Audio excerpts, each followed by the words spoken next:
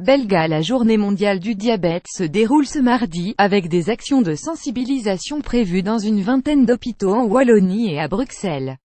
Cette maladie chronique consiste en une production insuffisante d'insuline, diabète de type 1 ou l'incapacité du corps à utiliser efficacement type 2 cette hormone qui permet aux organes et tissus d'utiliser le glucose apporté par les glucides ingérés. Pour contrôler leur maladie, les diabétiques doivent surveiller leur glycémie. Jusqu'à présent, les patients devaient se piquer le bout du doigt, pour récolter une goutte de sang sur une bandelette réactive insérée dans un appareil.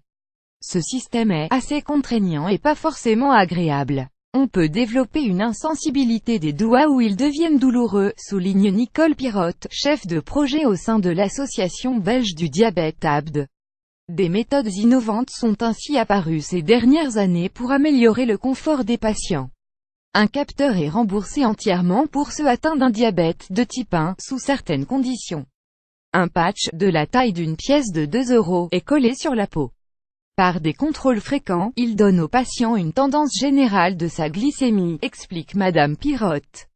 Le patient peut lire les données récoltées via un lecteur. Ce dispositif ne se fait qu'en accompagnement d'une équipe d'éducation et n'est disponible que dans les centres hospitaliers de diabète, poursuit-elle. Un nouveau type de capteur de glucose est également testé dans des hôpitaux francophones, notamment Erasme à Bruxelles et le Grand Hôpital de Charleroi.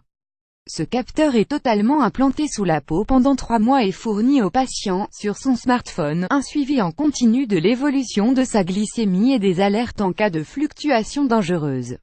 Environ 600 000 personnes souffrent d'un type de diabète en Belgique, selon la Fédération internationale du diabète FID, dont la moitié l'ignore.